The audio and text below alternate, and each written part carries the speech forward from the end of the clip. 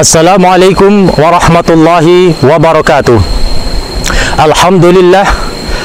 Alhamdulillahi khalaqal ja'ala syahru ramadhana syahru syiyam.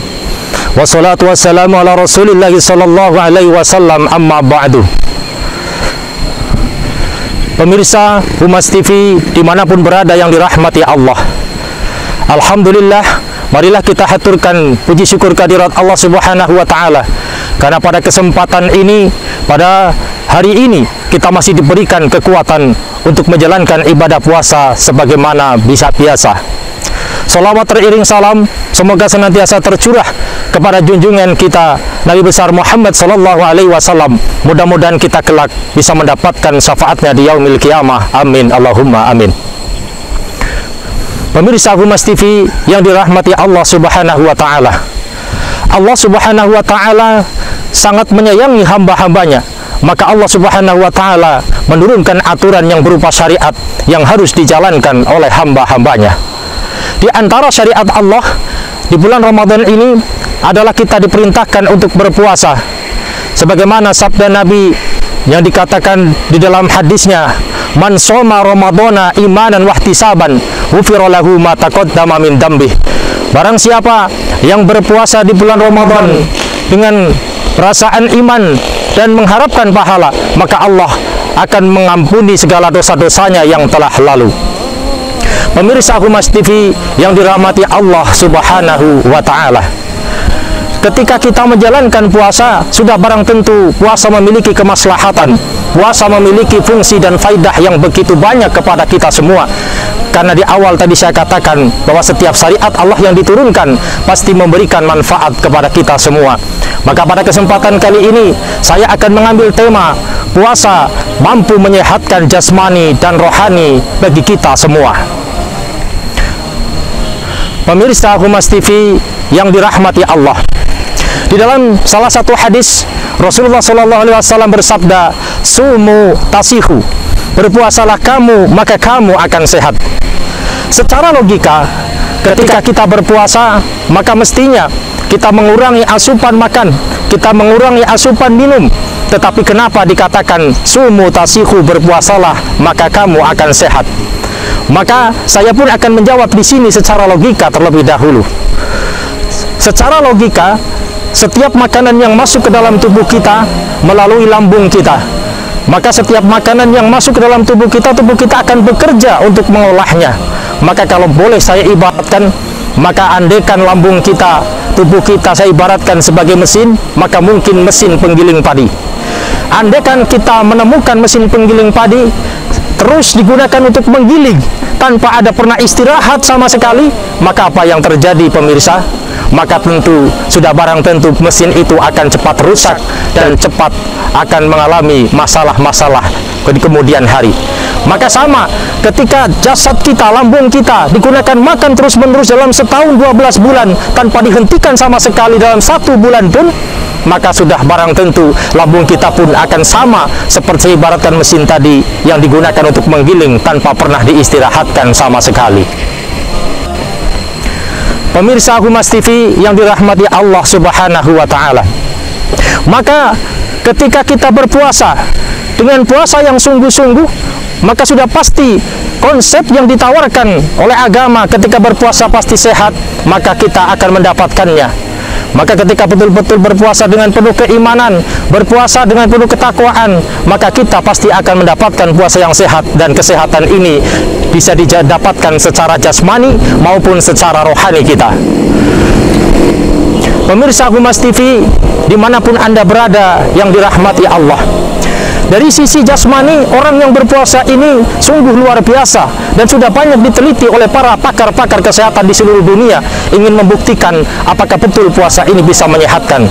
Salah satu penelitian yang sangat luar biasa, ada seorang dokter dari Amerika. Orang dokter ini meneliti pada kelompok tikus putih yang dibagi menjadi 3 kelompok.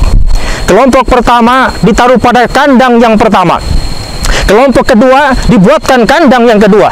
Kelompok yang ketiga dibuatkan pada kandang yang ketiga. Kemudian kelompok tikus yang pertama ini kemudian diberikan makan yang enak-enak tanpa dipuasakan sama sekali. Kelompok tikus yang kedua, yang kadang-kadang diberikan makan, kadang-kadang dipuasakan. Dan kelompok tikus yang ketiga, yang dalam setiap harinya selalu dipuasakan. Maka apa yang terjadi pemirsa? Dari semua penelitian yang dilakukan ini setelah 1 tahun berjalan, maka luar biasa sekali. Dari 3 kelompok tikus putih yang dijadikan sampel ini, maka ternyata yang pertama, kelompok tikus yang tidak pernah dipuasakan sama sekali, maka justru rentan terkena penyakit, rentan terkena bakteri, dan bahkan umurnya cenderung lebih pendek dibandingkan kelompok yang kedua dan yang ketiga. Kemudian pada kelompok tikus yang kedua yang kadang dipuasakan, kadang tidak, ini ternyata lebih tahan dari kelompok tikus yang pertama yang tidak pernah dipuasakan.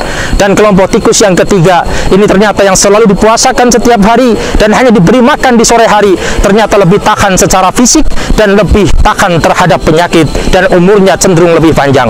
Maka ini mempunyai kesimpulan dari penelitian seorang dokter tadi, ternyata konsep sumu tasihu secara fisik, orang yang berpuasa akan sehat, maka ternyata betul-betul terjadi dan sudah dibuktikan secara ilmiah. Lantas kaum muslimin Humas TV yang dirahmati Allah, mungkin Anda bertanya, ketika ada konsep berpuasa itu sehat, tetapi kenapa banyak kita menyaksikan orang berpuasa malah terkena penyakit? Mungkin ada yang terkena emah, ada yang terkena darah tinggi, bahkan penyakit yang lain itu kambuh. Jawabannya sebetulnya sangat mudah. Bukan konsepnya yang salah, tetapi orang yang berpuasa yang salah menerapkan konsepnya. Pemirsa Humas TV yang dirahmati Allah, ketika seorang yang berpuasa salah menerapkan konsep yang diajarkan oleh Rasul dan tidak mengikuti sunnah-sunnahnya, maka sudah barang tentu puasanya tidak menimbulkan kesehatan, tetapi justru malah menjadikan dia bertambah sakit. Lantas konsep yang ditawarkan Rasul bagaimana? Rasulullah SAW ketika berpuasa tidak pernah berbuka terlalu kenyang, dan Rasulullah SAW ketika melakukan makan untuk berbuka puasa selalu menata perutnya. Artinya ada satu konsep, sepertiga makanan, sepertiga minuman, dan sepertiga udara. Cuman sayangnya pemirsa, ketika kita menerapkan konsep puasa, kita akan terlena. Setelah kita mendengar azan maghrib, setelah kita mendengar maghrib tiba, maka apapun yang ada di hadapannya sudah tidak teringat lagi konsep sepertiga-sepertiga itu. Makanan dimakan, minuman dimakan, buah-buahan dimakan, akhirnya sampai kekenyangan. Ketika kekenyangan, yang tadinya perut lapar akhirnya kaget, malah justru menimbulkan penyakit bagi kita semua. Maka artinya ketika seorang yang berpuasa tidak bertambah sehat, ada yang salah di dalam prakteknya berpuasa tersebut. Kaum muslimin Humas TV yang dirahmati Allah, yang kedua, puasa bisa menyehatkan mental dan rohani orang yang berpuasa. Kenapa saya dikatakan demikian? Karena di dalam berpuasa, orang itu akan dituntut yang pertama untuk bersikap jujur. Jujur kepada dirinya, jujur kepada Allah Subhanahu wa Ta'ala, dan jujur kepada orang lain di sekitarnya. Artinya apa? Puasa adalah amalan yang rahasia.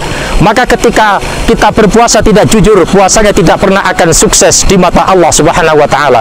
Ketika kita melakukan sholat, barangkali orang lain mengetahui gerakan-gerakan kita.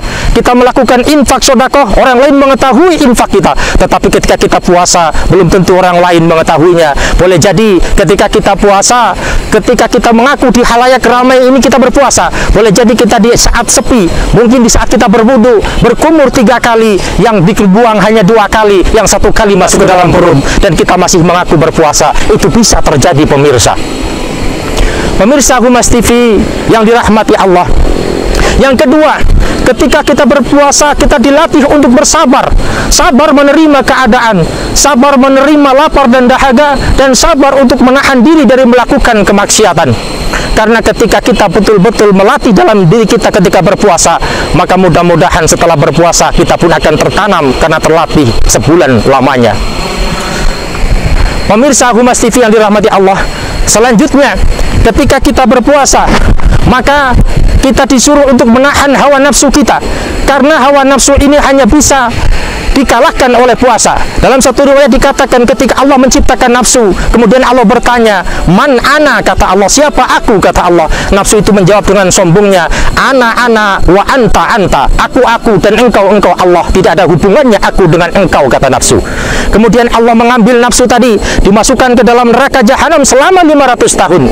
Kemudian setelah itu diambil kembali kembali oleh Allah, ditanya lagi, man ana. Nafsu tadi masih sombong mengatakan ana wa anta. Aku tidak ada hubungannya denganmu ya Allah. Kemudian selanjutnya nafsu itu diambil oleh Allah, dimasukkan ke dalam lautan lapar selama 500 tahun lagi. Setelah nafsu dimasukkan ke dalam lautan lapar, baru nafsu tadi ditanya, man ana. Baru dia mengatakan, antallah, engkau Tuhanku ya Allah, engkau Allah, wa ana abduka ya Allah, dan aku adalah hambamu, aku menyerah ya Allah. Kaum muslimin Humas TV yang dirahmati Allah, artinya nafsu ini hanya bisa dikalahkan dengan puasa. Maka ketika kita berpuasa, kita akan bisa mengalahkan nafsu kita. Maka dari itu, marilah kita bersama-sama melaksanakan ibadah puasa ini dengan sebaik-baiknya, supaya kita bisa mendapatkan rahmatnya. Kaum muslimin Humas TV yang dirahmati Allah, selanjutnya ketika kita berpuasa, maka kita dilatih untuk peduli kepada sesama.